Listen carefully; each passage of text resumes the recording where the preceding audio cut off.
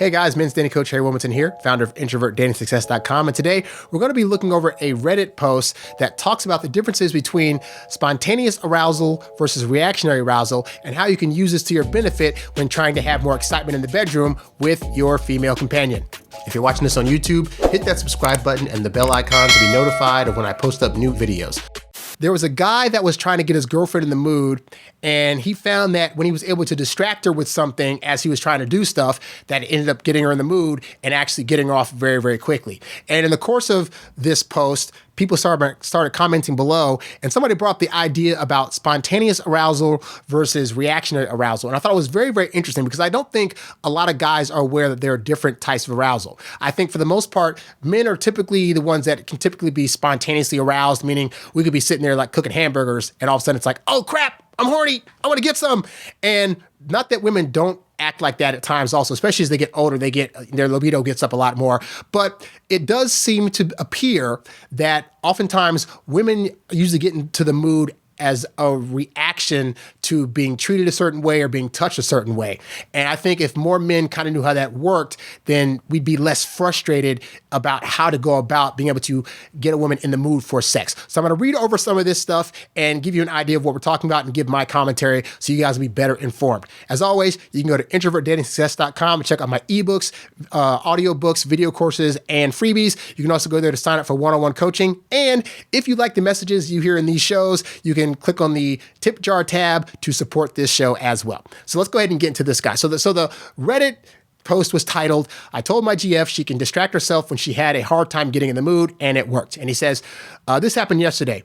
My girlfriend and I were in bed, cuddling naked and getting ready to have sex. I noticed she wasn't quite as enthusiastic, and I asked her about it. She told me she was having a hard time getting in the mood. She insisted she wants to do it, but she couldn't clear her mind.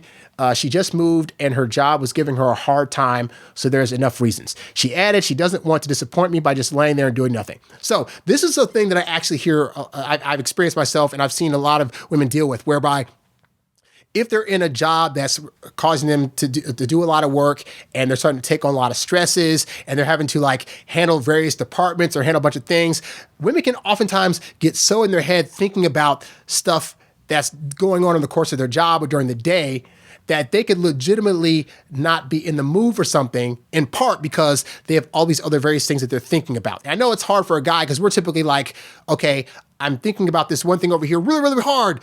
I need to take a break from this box over here, what I'm thinking about, and go over to the sex box in order to be able to get in the mood, do this thing, and then I'll go right back to thinking about this thing.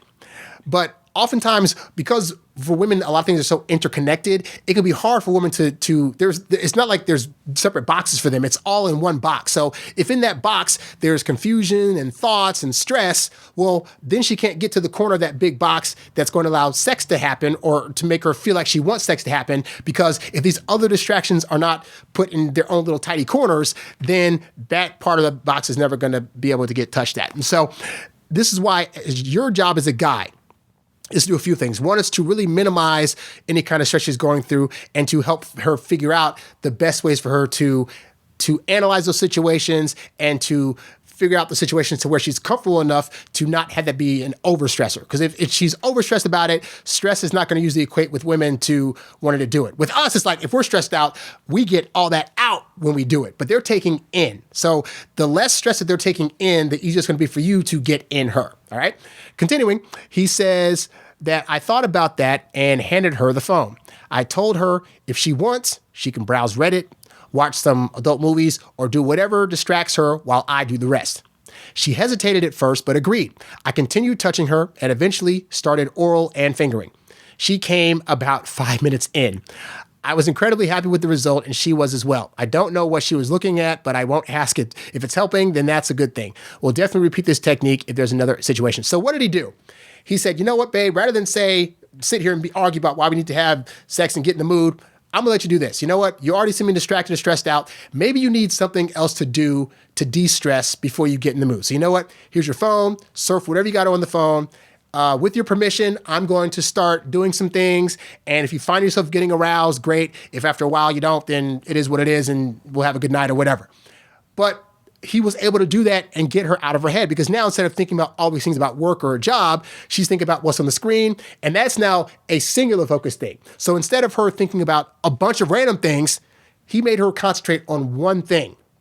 And by only having that one thing, now she's able to actually concentrate on two things, which is the one thing in front of her phone, and then whatever he's doing down here, that's getting her aroused. So he took all the focus off of these big things and shrunk it down to two things: your phone and your vagina. And that is something that worked in the situation. Now, that's not to say that's going to work for every guy out there, but it is something to say that the fact that this woman needed to be able to do something else to be able to get out of her head.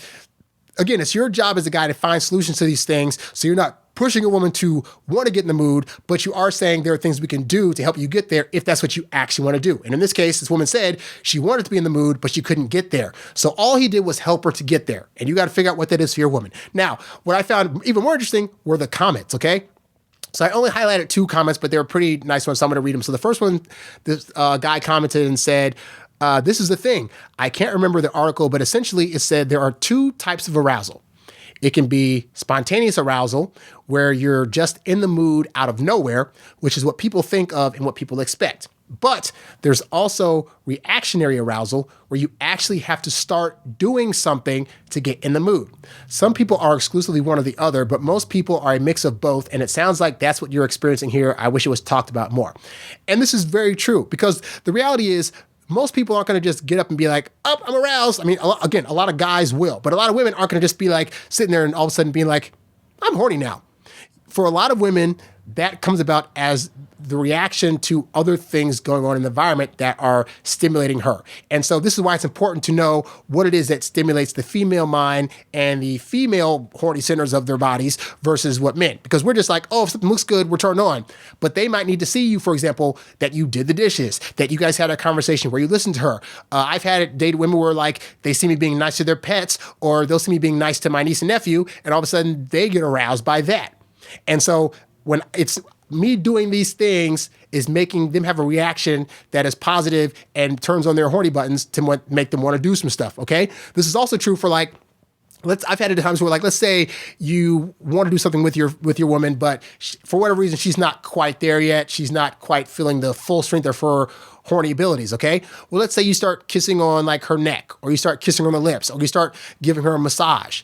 These things, when you're doing them, these are actions that can start to spark a reaction to them of feeling good, of being less stressed out. And then as you're helping that stress go away, because you're doing things, the reaction they're getting is when it's relaxing them to the point where it's like, oh, you know what? Now I realize I'm actually in the mood to do this guy. And I've had it so many times where I'll be with a woman, we're just kind of hanging out, and there's no impression at all that any kind of sexual anything's going to happen. We start talking a little bit. We start cuddling up. I start giving a few kisses here and there. Next thing you know, they're ripping off clothes. Well, that wasn't going to happen 5 minutes ago, but all of a sudden now, because I hit those right buttons and did those right actions, the reaction is one that turned things on. So you got to know the importance of knowing what things in your woman are going to turn those buttons on. And if you've been with a woman long enough, then you'll start to see those things. You'll start to see, when I do this thing, she says, oh, I'm so attractive or handsome. When I do this thing, she's saying that she sees how much of a man I am. When she does this thing, she says she can't help but realize how cute I am and that she wants to take my clothes off and, rip me to shreds.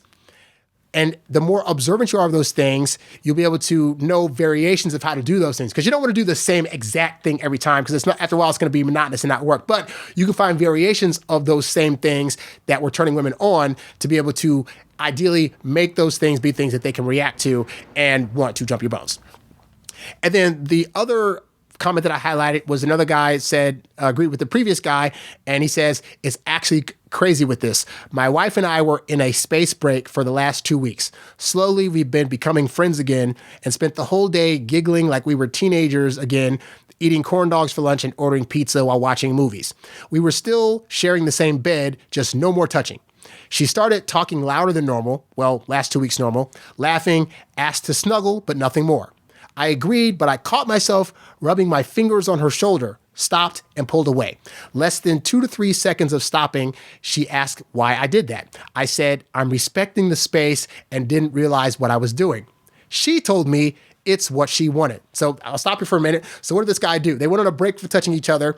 And this is another thing too, because I tell you guys all the time, is that as guys, we are typically, traditionally, the hunters. We go after what we want, whatever. But sometimes we're doing it at such an aggressive force that it can be off-putting to women. Like if we're the ones that are constantly coming to them, trying to touch them all the time, trying to initiate sex all the time, it can become very overbearing to them. But also, it's not giving them the chance to have a show for us that they want us. Because just like we want to show them that we care for them and like them by trying to touch them all over the place, women also need to be able to do that to us.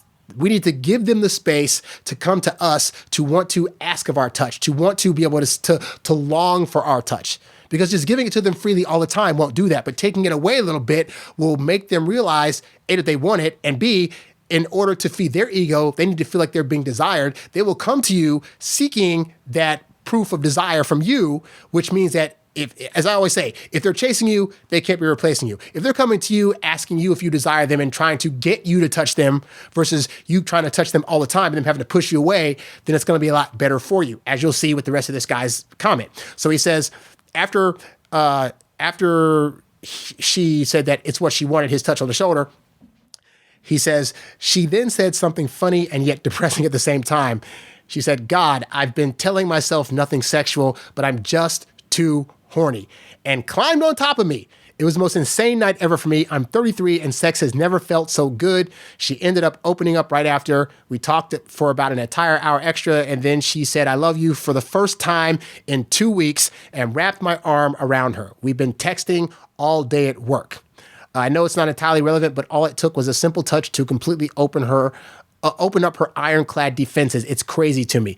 Yeah, because again, this is another example of this woman is being reactionary. She hadn't touched him for 2 weeks. And so at the point where she asked to cuddle him, he said he agreed. But then what did he do? He started touching her shoulder.